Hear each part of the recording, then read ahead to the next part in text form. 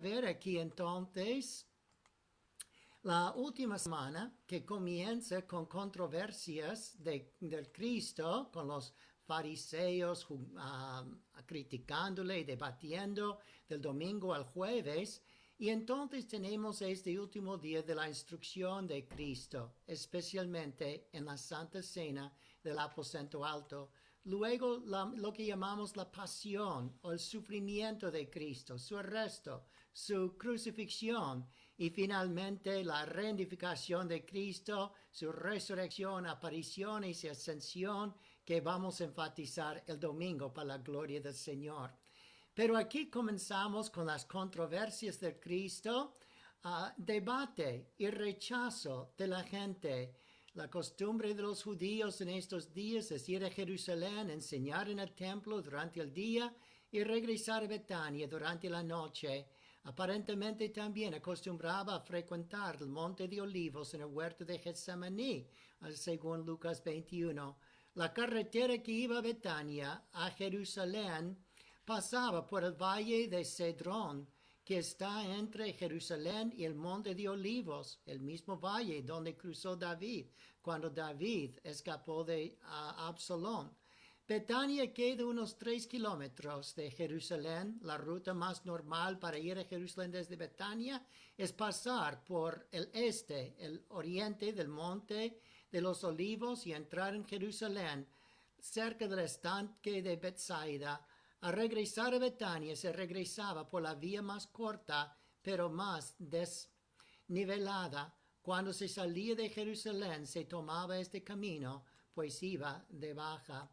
Aquí encontramos de la costumbre de Jesús y el domingo encontramos que Él entró en lo que llamamos la entrada triunfal de Betania, de Betfagé, y hasta entrando en Jerusalén, pasando por el Monte de los Olivos y llega al templo.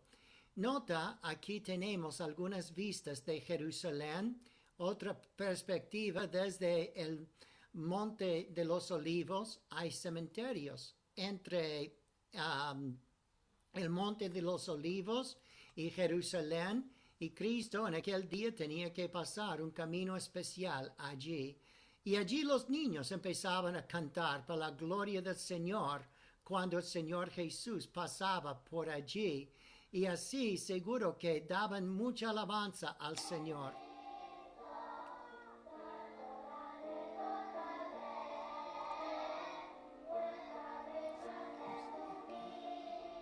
Can you see that?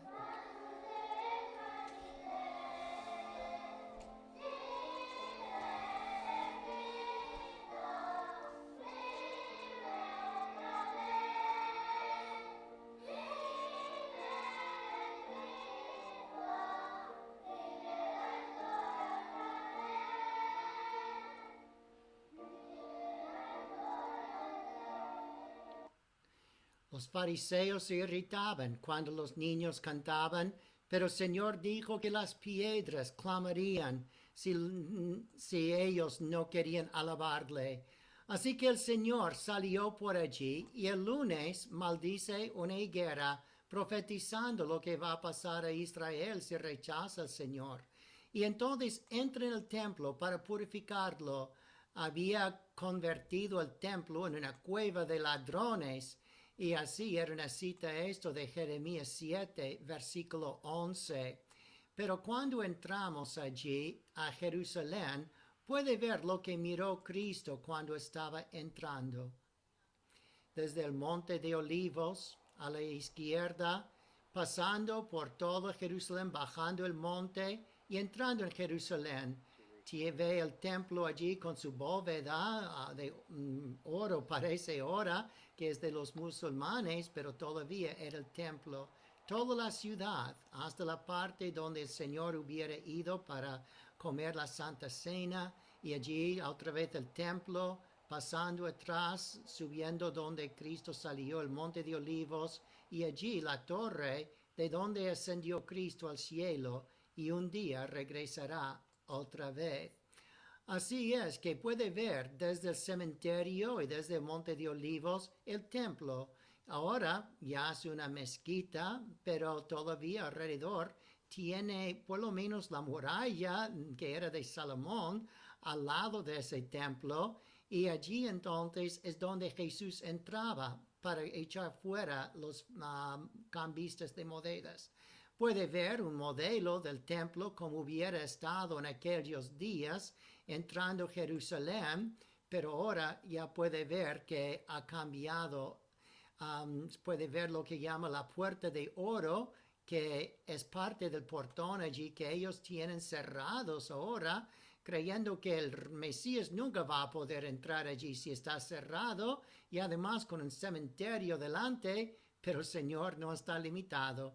Y un día cuando viene otra vez, Él va a resucitar los muertos y condenar los malos, pero el hecho es que va a entrar otra vez por ese portón. Él entonces entró allí para echar fuera los cambistas de monedas, pero entonces entró más tarde para un aposento alto, buscando un lugar donde celebrar la Santa Cena. Envió a los discípulos para buscar un señor que estaba llevando un cántaro de agua, y entonces él entró allí más tarde para la Santa Cena. Puede ver cómo es este lugar cuando la visitamos nosotros. Aquí tiene el lugar adentro de donde los discípulos hubieran celebrado la Santa Cena, en ese aposento alto. Pasando por la sala puede ver que está vacía, salvo por mucha gente y un poco de cuadros en la pared, pero una sala bastante grande para los 13 que iban a celebrar la cena de Pascua allí.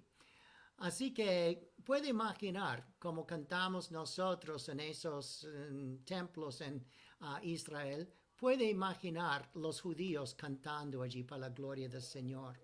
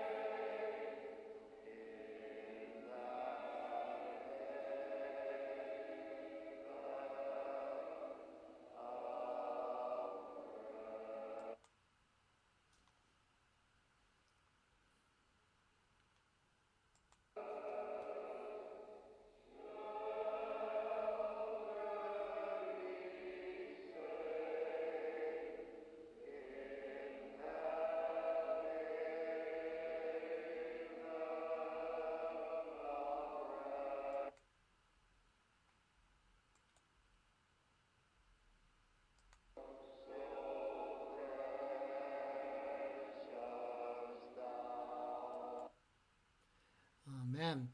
Y cuando terminaron entonces de tomar la cena, hubieran salido allí siguiendo la línea en amarilla de Jerusalén para otra vez mirar el monte de Olivos allí arriba. Tenían que subir unos escalones bien grandes y difíciles.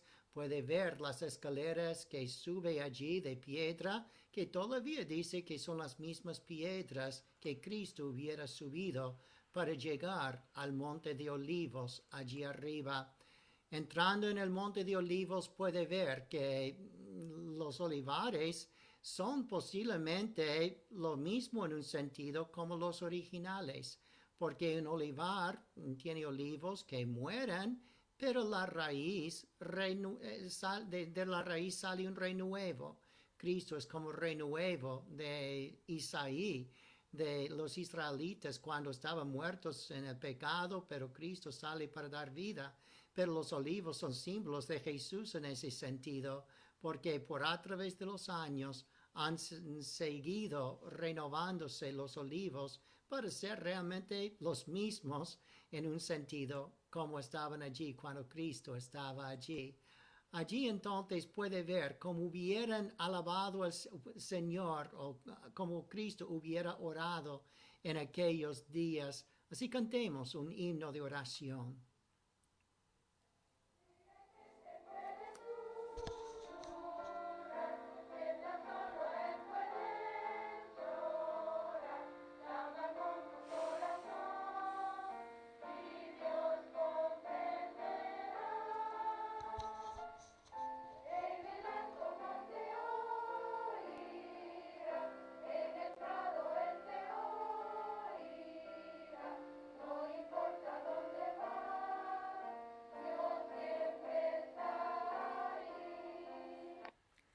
Así el Señor pasaba las 3 horas orando en el Monte de Olivos.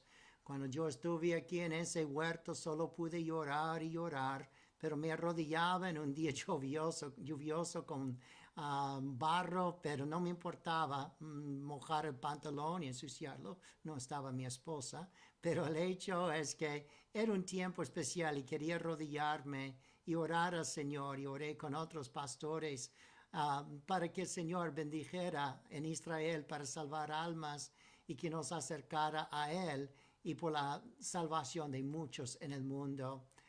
Así que el Señor esa noche vino a Judas y entonces entregó al Señor Jesús.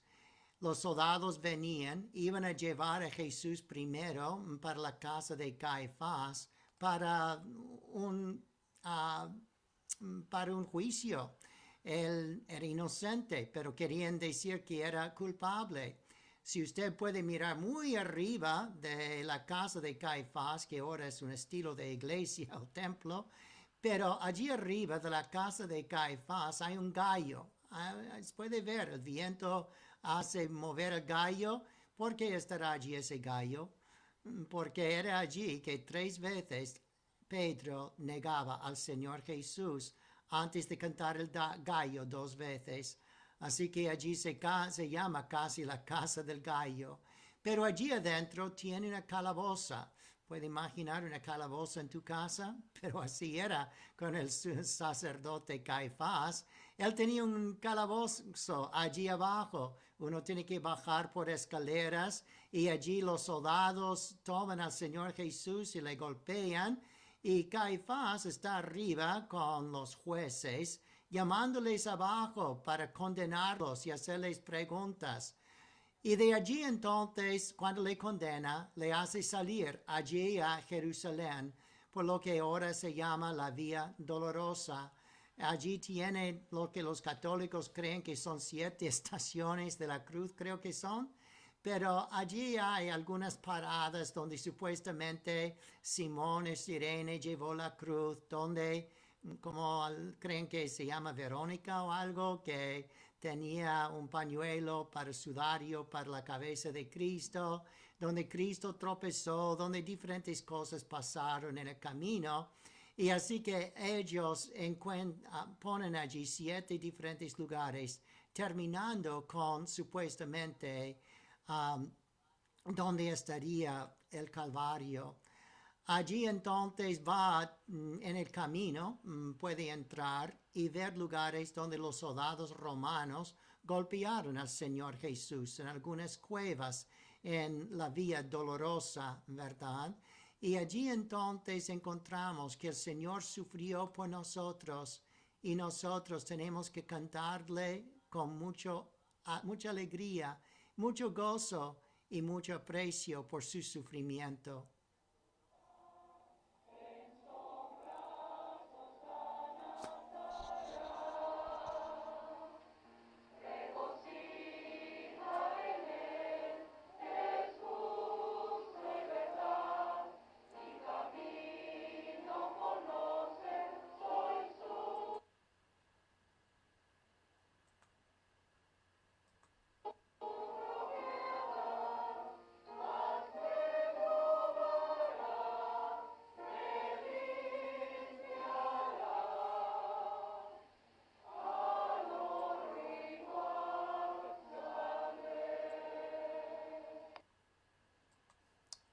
Bien.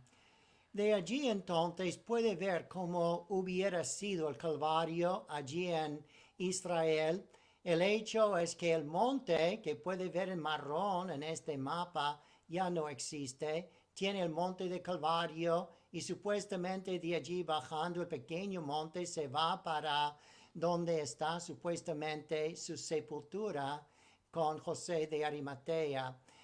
Pero ahora, supuestamente, arriba de eso, ha desaparecido el monte con los siglos, ya es tierra llana, pero han construido una iglesia grande encima allí. Puede ver la iglesia del Sagrado Sepultura, ¿verdad? Que está allí supuestamente en talla allí Gólgata y también la sepultura del Señor Jesús.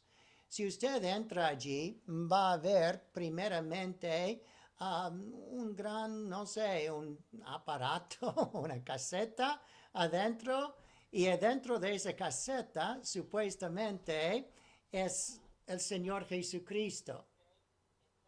Déjame ver allí, es que mi esposa dice que no están mirando esto y voy a ir atrás un poco. No estoy seguro cuándo lo cambié para exactamente solo mostrarme a mí mismo y no quiero eso. Más bien quiero ir detrás allí a las fotos. Puede ver entonces cómo era el monte en marrón y la iglesia construida encima donde Calvario va para el templo. De allí entonces se encuentra que el templo de hoy en día, de Sagrado Sepulcro, está encima de lo que supuestamente es el monte. Cuando uno entra allí, puede ver, déjame mirar esto, si estoy mirando lo que usted está mirando, creo que sí. Entonces puede ver un aparato, un tabernáculo, podemos decir, y dentro del tabernáculo puede ver entonces, está bien creo, puede ver en el tabernáculo que tiene muchas velas y supuestamente debajo de esto es la sepultura del Señor Jesús. Tiene que subir unas escaleras donde supuestamente es Monte Calvario y allí puede mirar arriba, abajo de la escalera arriba y ver ese tabernáculo con mucha gente alrededor. Hay otro lugar allí en Jerusalén, un kilómetro de allá posiblemente, que dice que parece una calavera en el monte y esto se llama el Calvario de Gordon. Un general, un señor Gordon, encontró este lugar fuera de Jerusalén en el camino de cruzada. Cuando Gordon encontró eso, dijo, mira, parece una calavera y está en el cruce de caminos de donde los romanos hubieran hecho mucho tránsito y muchas veces pusieron cruces de las personas en cruzadas de caminos para burlarse más de los criminales y para advertir a la gente a no ser criminales o ellos estarán allí también. Pero allí encuentra que mirando de cerca puede ver como si son un par de ojos y como un monte de una calavera. Dice que posiblemente es más en la iglesia que no parece nada de un monte donde Cristo realmente fue crucificado. Pero allí arriba, si usted entra en esa iglesia, va a ver dos estatuas de ángeles y una cajeta, una caja debajo. Y mucha gente cree que eso es donde fue plantada la cruz del Calvario. Y mujeres especialmente, pero hombres también, se ponen de rodillas para entrar en ese lugar y besar el suelo donde supuestamente estaba la cruz. Y allí mucha idolatría. Creo que todavía Cristo quiere entrar y echar fuera cambistas de monedas cuando mucha gente va allí para dar dinero. Como digo, está arriba, puede subir y allí va a encontrar ese lugar. Pero mirando más abajo, dentro de ese lugar que es la caseta, puede ver como un sepulcro, una tumba. Ya han cavado eso solo en los últimos 2 años, creo. Y supuestamente muy debajo de eso, muchos metros debajo en la tierra, es la verdadera cueva donde el Señor Jesús fue sepultado. pero ahora mismo lo marca allí supuestamente con ese tabernáculo y dentro de eso, al lado de eso, está la sepultura. Pero eso es el tiempo cuando el Señor nos dio palabras de amor y perdón. Palabra 1. ¿Quiere leerlo? Padre, perdónalo, pues no saben lo que hacen. Perdónalos. Los judíos estaban mandando soldados a crucificar al Señor Jesús. Y Cristo en la cruz estaba muriendo para darles perdón por amor. Y así la primera palabra de la cruz es una palabra de amor y de perdón, como son las primeras 3 palabras de la cruz, donde el Señor no habla de sí mismo, solo piensa en otros. Y así el Señor murió por ti y por mí, para ganarnos perdón si nosotros confesamos nuestros pecados y ponemos nuestra fe en el Señor Jesús. La segunda palabra de perdón y amor era con los ladrones que estaban blasfemándole, pero uno dijo, Señor, recuérdame cuando vengas a tu reino. Y el Señor dice, hoy estarás conmigo en el paraíso. Qué demostración de perdón, que no solo le perdona, pero le promete que ese mismo día Jesús iba a morir y el ladrón iba a morir, porque tenían que romper los huesos de los ladrones si era necesario, porque no podrían estar colgados la noche en la cruz, pues el próximo día era Pascua, o era Pascua ya, un par de días de Pascua, pero el sábado especial era el sábado de Pascua. Así que él dijo, hoy yo voy a morir. Nadie rompió sus huesos, porque él dio su vida por nosotros, pero rompieron los huesos del otro ladrón, porque dependía de una plataforma, parece, para respirar. Y allí, cuando rompieron sus huesos de sus pies, no podría respirar más. Así que él murió, y ese mismo día, después de morir Cristo, el ladrón perdonado ya estaba en el paraíso. ¿Usted está seguro que estará en el paraíso, en el cielo? ¿Está seguro que Cristo le ha salvado, le ha perdonado de todo pecado? El Señor Jesucristo murió por ti y Él quiere que tú vayas al cielo con Él. Él, como pudo perdonar a ese ladrón, puede perdonar cualquiera de nosotros que podamos confesar nuestros pecados a Él. Y así es que el Señor la próxima vez pensó en su madre. Y allí, con Juan al pie de la cruz o cerca, Él llamó madre, he ahí tu hijo, hijo, he ahí tu madre. Nadie hubiera sufrido como María, ¿verdad? Allí al lado de la cruz. Y Cristo pensó más en ella que en sí mismo. Y así encargó a Juan, porque los hermanos de Jesús, hermanastros, parece que no creían en él hasta la resurrección. Así que le encargó su mamá a Juan para guardarle. Así que el Señor siempre está pensando en viudas, en huérfanos, está pensando en todos los que sufren. Él sabe lo que sufrimos y Él está allí para salvarnos y entonces para cuidarnos. Así murió para hacer todo eso por nosotros. La primera palabra de esperanza ya cambia en palabras de padecimientos para salvarnos. Después de hablar de otros, ya habla de lo que Él tiene que sufrir para salvarnos. Mateo 27, 46. Cerca de la hora novena, Jesús clamó a gran voz diciendo, Elí, Elí, lama sabactani. Esto es, Dios mío, ¿por qué me has desamparado? Unos soldados blasfemos pensaron que Elí significaba Elías y dice, a ver si Elías viene para ayudarle. Pero no, Elí era de Elohim, un nombre de Dios. Y dice, Dios mío, ¿por qué me has desamparado? Eso es uno de los misterios más grandes de la fe cristiana. No entendemos cómo Él puede nacer de una virgen, cómo Dios puede morar en el cuerpo de un bebé. Pero no entendemos cómo Dios puede desamparar a Dios. Dios el Padre desamparando a Dios Hijo. Pero sabemos por qué. Era porque Él estaba hecho pecado por nosotros, Él que nunca había pecado.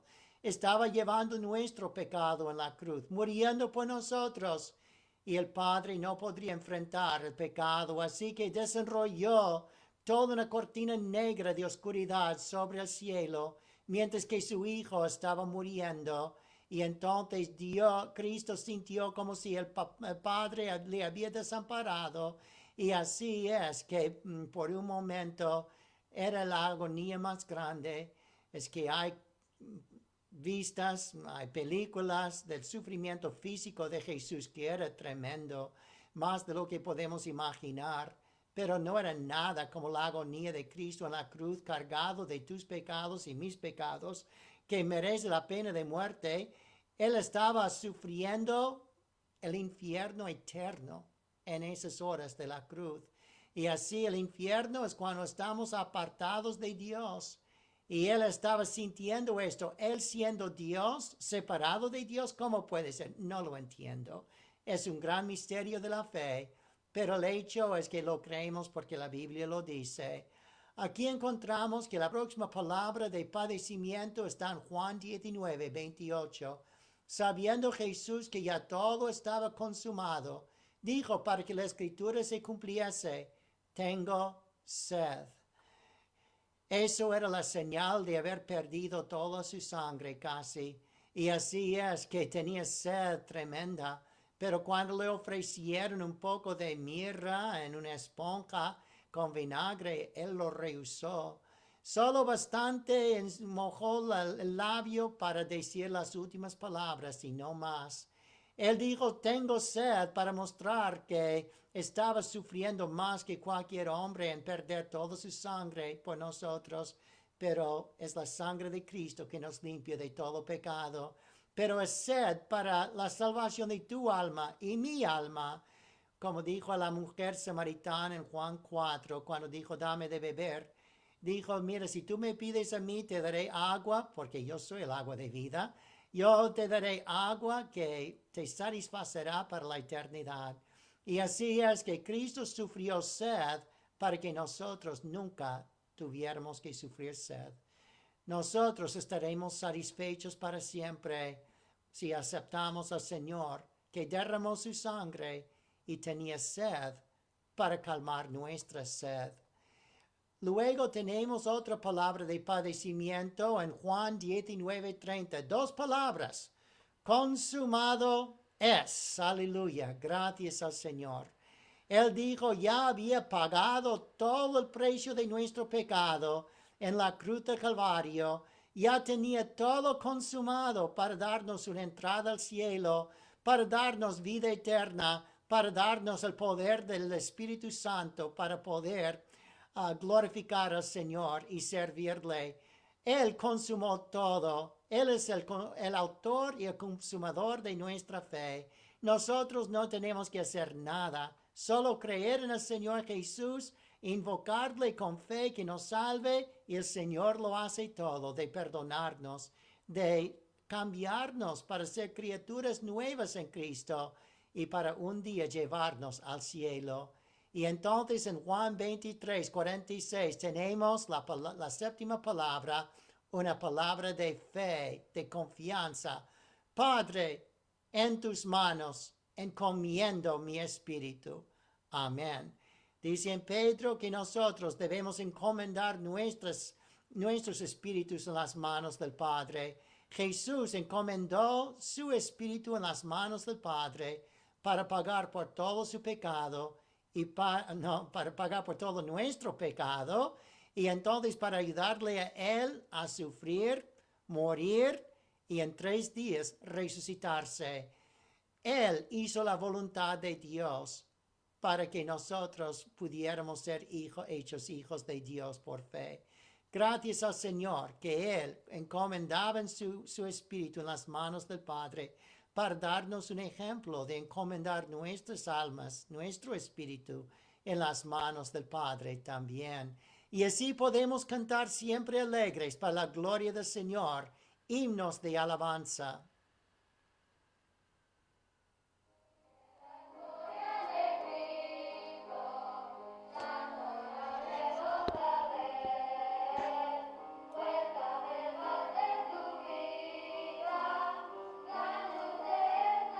Cuenta la historia de Cristo.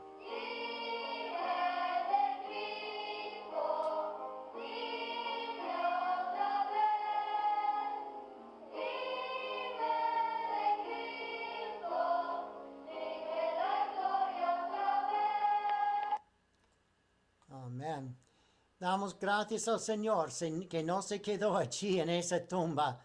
En 3 días resucitó de los muertos. En 3 días su cuerpo ya no se halló allí. Él había resucitado. El ángel removió la piedra para mostrar que el Señor vive. Él vive, Él vive. Yo sé que Él vive. Y así damos gracias al Señor por la vida del Señor Jesucristo, que así sufrió por nosotros y murió para salvarnos de todo pecado. Y así con los niños nosotros podemos cantar también un himno de alabanza.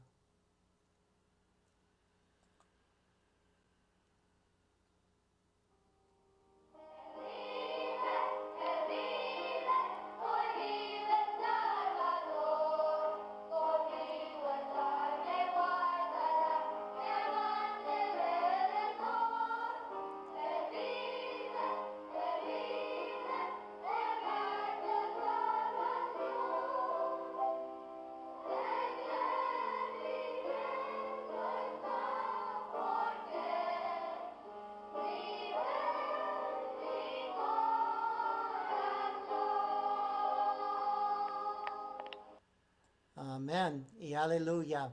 Así que un día el Señor ascendió al cielo y un día vendrá otra vez al monte de Olivos y entrará en Jerusalén para ser Rey de Reyes y Señor de Señores. Alabemos al Señor, cantemos gloria al Señor. Vamos a orar en este momento. Padre, te damos gracias por la palabra de Dios. Gracias que Cristo pensó en nosotros y sufrió un dolor infinito para morir en la cruz del Calvario. Sufrió agonías del infierno por nosotros, pero así pagó por todo nuestro pecado. Pero allí no se quedó muerto, pues resucitó para salvarnos a nosotros. Ayúdanos, Señor, confiar en Él y vivir por Él. En el nombre del Señor Jesús te lo